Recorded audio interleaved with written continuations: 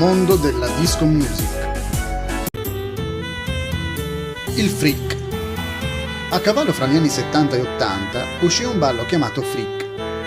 All'epoca il settimanale americano Parade riportò le seguenti notizie.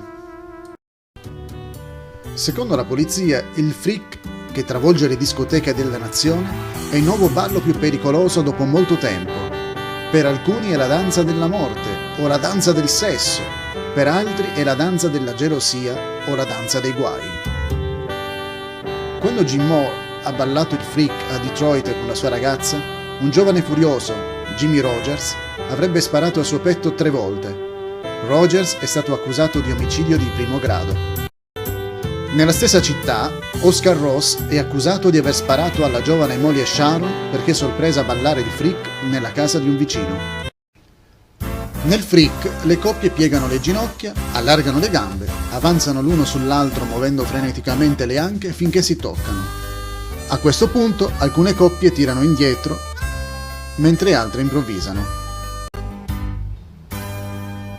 La disco. Poco tempo dopo la nascita della disco music, il Daily Mail di Londra riportò la seguente notizia nel numero del 2 maggio 1979. L'articolo era intitolato "Le morti in discoteca devono essere fermate".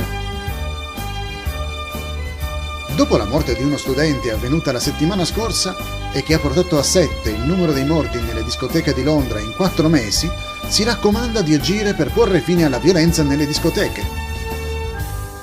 Mr. Brian Cassidy, vicepresidente del Comitato per i Servizi Pubblici e la Sicurezza del Greater London Council, ha dichiarato ieri: "Sono sgomento per il crescente numero di morti e feriti gravi a causa della violenza in alcune discoteche.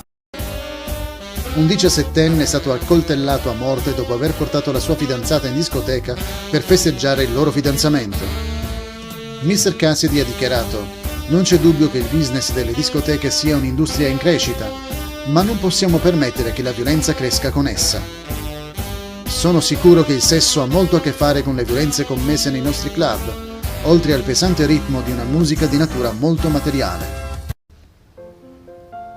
Almeno fino alla prima metà degli anni 90, le opinioni di molti sulle discoteche non sono state molto diverse. In Italia nacque l'espressione "le stragi del sabato sera", con riferimento al famoso musical La febbre del sabato sera. Purtroppo, nelle discoteche circolavano alcol e sostanze illegali senza limiti. Usciti dalle discoteche, molti giovani si mettevano alla guida sotto l'effetto di quelle sostanze e purtroppo non tornavano più a casa. Per fortuna, molti gestori hanno incluso nelle loro discoteche settori dedicati a musiche meno frenetiche, che hanno permesso di aprire le porte a persone di tutte le età, cercando di moderare e diminuire gli incidenti.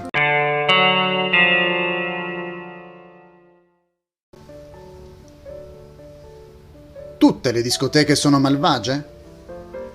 Questo episodio non ha l'obiettivo di condannare le discoteche, la disco music, né i luoghi che per qualche ragione potrebbero riportare la parola disco nel loro nome. Infatti, nel corso degli anni il nome discoteca ha accompagnato cibi, vestiti e ristoranti. Non tutta la disco music o la dance è causa di problemi come quelli che abbiamo citato nella prima parte dell'episodio. La disco music è semplicemente musica e danza e può essere modellata in qualsiasi forma si desideri.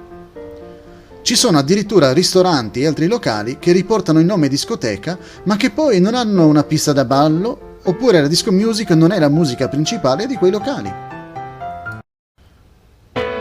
In molte discoteche italiane, specialmente della costa adriatica, ci sono balere che riportano le parole disco e discoteca nel nome. In alcuni casi, quando qualcuno ha voglia di ballare il liscio, dice semplicemente "andiamo in discoteca", anche se sarebbe stato più corretto dire "andiamo in balera". Ma solo dal punto di vista grammaticale, logico. Per il resto, nulla.